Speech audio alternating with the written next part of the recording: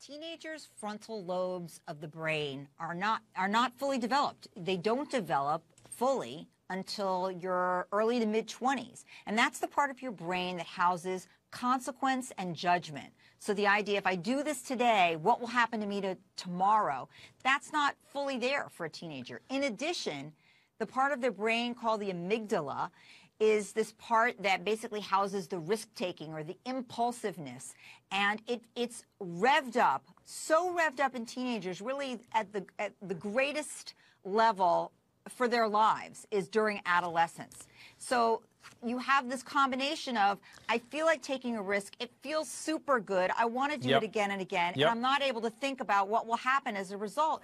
That's really a lethal combination is what we're hearing about in many instances. Gail, I'm going to show a brain right now up on my screen here, if I could get a picture of that up, and it's going to replace Gail. We've got a head. Okay, here we go. So what Gail is talking about is this part of the brain, the frontal lobe, the prefrontal cortex, shuts down for remodeling. It literally shuts down, doesn't function.